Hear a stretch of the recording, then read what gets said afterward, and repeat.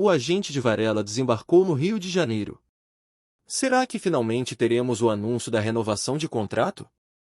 A mídia do sul do país está falando sobre o interesse do Grêmio na contratação de Everton Cebolinha para o ano de 2026. Vamos trazer mais informações sobre essa questão e também sobre a situação de Samuel Lino, que ainda não está confirmada, mas parece que está avançando. O que a diretoria pensa a respeito? Liberará Cebolinha? E Michael e Carrascal, estarão eles disponíveis? Já existe uma previsão para a chegada de Emerson Royal? Muitas questões estão em aberto para discutirmos hoje. A qualquer momento, o clube poderá oficializar a venda de Wesley para Roma. As equipes já começaram a troca de documentos. Com a chegada de Emerson Royal, o Flamengo finaliza a transferência de Wesley para Roma por um montante fixo de 25 milhões de euros, que será pago de forma parcelada, além de 5 milhões em bônus que ainda não foram divulgados. Assim que eu obtiver mais informações, irei compartilhar. E, ainda na lateral direita, o agente de Varela chegou ao Rio de Janeiro após uma cobrança do dirigente do clube, que afirmou necessitar de uma resposta sobre a situação. A expectativa é de que uma solução seja alcançada em breve, permitindo que Varela formalize o contrato, com o Flamengo anunciando sua permanência até 2027. Para a lateral direita, a vinda de Emerson Royal está prevista para este sábado pela manhã, exceto se ocorrerem contratempos. Essa é a programação que o Flamengo elaborou para receber o jogador, que firmará um contrato válido por 3 anos e meio, com término em dezembro de 2028. Aos 26 anos, Emerson Royal terá um vínculo de 3 anos e meio com o Flamengo. Foram levantadas suas principais qualidades, segundo especialistas em desempenho. O lateral é capaz de explorar as laterais com amplitude, mostrando facilidade em ações de força, aceleração e desaceleração, além de ser incisivo na parte final do campo. Embora possa apresentar uma técnica menos refinada com a bola sob pressão na defesa, sua atuação tende a melhorar quando se aproxima do gol adversário. Sua finalização é superior ao de outros jogadores, embora tenha limitações em manter a posse e progredir em jogadas de tabela. Um ponto positivo é sua experiência em alto nível, já que passou por clubes renomados na Europa, como Barcelona, Tottenham, Milan e pela seleção brasileira. Defensivamente, pode enfrentar desafios em relação ao comportamento esperado da linha defensiva, principalmente no início, mas sua altura é uma vantagem nas jogadas de defesa e em cobranças de falta. Assim, a contratação de Emerson Royal é considerada positiva. Não se trata de um lateral excepcional, mas sua vivência, como mencionado pelos analistas, pode trazer grande valor ao time. Especialmente pela experiência no Barcelona, que não ocorre sem razão. A chegada de Emerson Royal é vista com bons olhos. Ele é um atleta de qualidade, tendo se destacado em clubes de renome, o que comprova seu valor. Suas características diferem das de Wesley, e será interessante ver como o treinador fará essa adaptação. Quanto a Carrascal, ainda não há um prazo definido para sua chegada. A expectativa é de que ele não chegue neste fim de semana ao Rio de Janeiro, dado que a logística é mais complicada, vindo da Rússia. Entretanto, as negociações estão quase finalizadas. O agente do jogador reafirmou que tudo está certo, mas só terei plena certeza quando o jogador estiver a caminho do Rio, devido à complexidade da situação, que não é responsabilidade do Flamengo. O Dínamo está dificultando a liberação, e isso envolve o Atlético Mineiro, pois o Dínamo só pretende liberar Carrascal após garantir o pagamento ao Atlético pela aquisição de outro jogador. Não se trata de uma questão de posição, mas sim de finanças. Outro jogador com negociações avançadas é Samuel Lino, que provavelmente também não chegará neste final de semana. Um dirigente do Flamengo mencionou que venceram uma disputa com o Napoli, indicando que o atleta optou pelo Flamengo. Agora, o clube está em diálogo com o Atlético de Madrid sobre a forma de pagamento dos 25 milhões de euros. Esses detalhes são comuns em todas as transações. Samuel Lino aceitou o projeto do Flamengo, o Atlético de Madrid concorda em negociar, e as conversas seguem em andamento. Em breve, poderemos ter mais um reforço chegando ao Rio de Janeiro. Samuel Lino, Carrascal e Emerson Royal integram um sólido pacote de contratações. Com a chegada de Samuel Lino, o Flamengo planeja também se desfazer de outros atletas. O Flamengo realmente está considerando a saída de Michael e Everton Cebolinha. Ao mencionar a saída, não pretendo dar uma conotação negativa, mas sim evidenciar que a equipe considera ser mais vantajoso fortalecer o elenco com a chegada de outros atletas, principalmente no caso de Michael, que pode se alinhar melhor ao estilo de jogo promovido por Felipe Luiz. Informações vindas da imprensa gaúcha apontam que o Grêmio está de olho na aquisição de Everton Cebolinha junto ao Flamengo para 2026, uma vez que ele participou de 7 jogos no Campeonato Brasileiro e está impedido de jogar por outro time brasileiro em 2025. Porém, no ano de 2026, muitas possibilidades podem surgir. A prioridade de Everton Cebolinha parece ser o futebol internacional, caso saia do Flamengo em 2025, e também em 2026, sua intenção é atuar fora do Brasil, ao menos segundo as informações disponíveis até o momento. A expectativa para a próxima sexta-feira é de novidades. É importante lembrar que o Flamengo voltará a campo no domingo, com partida marcada para as 8h30 da noite no Maracanã. E mais de 31 mil ingressos já foram adquiridos. A projeção é de um estádio lotado, com a diretoria do Flamengo esperando pelo menos 50 mil torcedores presentes neste jogo. Especialmente em função de um compromisso relevante na quarta-feira, o que pode fazer com que alguns torcedores priorizem a partida desse dia. A animação em torno do Flamengo ressurgiu. E isso é algo encorajador. É revigorante perceber esse entusiasmo por parte dos torcedores. O Flamengo tem mostrado um desempenho satisfatório em campo. Embora haja algumas dificuldades fora das 4 linhas, no aspecto esportivo as coisas estão indo muito bem. Estou confiante de que as situações externas também serão solucionadas. E o Flamengo tem grandes chances de ter um segundo semestre de excelência. Agora, antes de continuarmos, não deixe de curtir, comentar e se inscrever no nosso canal. Isso é muito importante pois fortalece mais ainda a corrente rubro-negra, fazendo nosso Mengão cada vez maior e mais forte. A situação de Michael no Flamengo tornou-se o centro de uma nova novela no mercado da bola.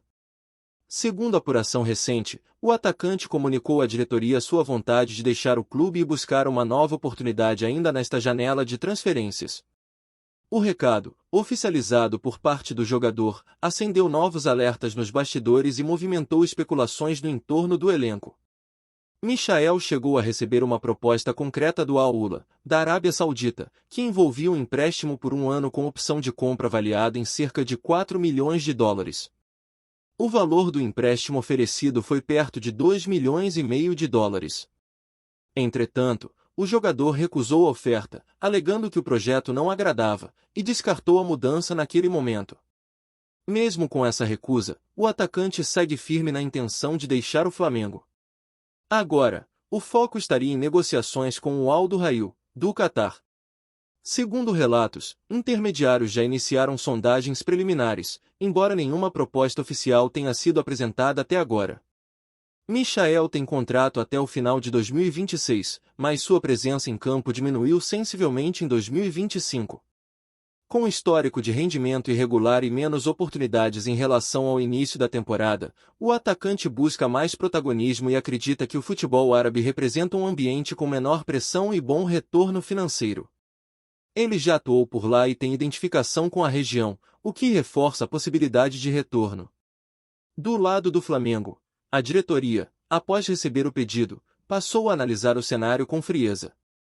O clube entende que uma eventual negociação pode ser positiva, permitirá economizar salário, liberar espaço para promover jovens da base e abrir caminho para reforços que se adaptem melhor ao plano competitivo traçado para a temporada. Apesar das movimentações, não houve comunicado oficial do Flamengo, do Al Duhail ou de representantes do jogador. Tudo acontece apenas nos bastidores, com conversas em estágio inicial e avaliação cautelosa das condições econômicas e esportivas envolvidas. As partes envolvidas mantêm postura discreta justamente para evitar tensões prematuras. É importante destacar que, até o momento, nenhuma proposta foi formalizada, nenhum documento foi assinado e nada está confirmado. Trata-se de especulação e tratativas preliminares, e o cenário ainda pode mudar a qualquer momento. A transferência continua no campo das intenções, não da realidade.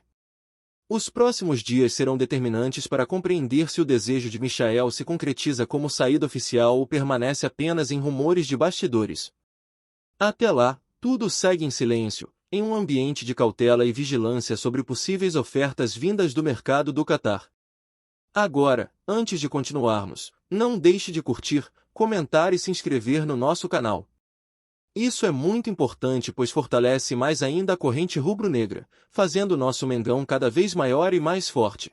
Durante uma entrevista rápida à Sky Sports após o treinamento do Chelsea em Cobham, Marc Cucurella surpreendeu ao puxar assunto sobre o Flamengo.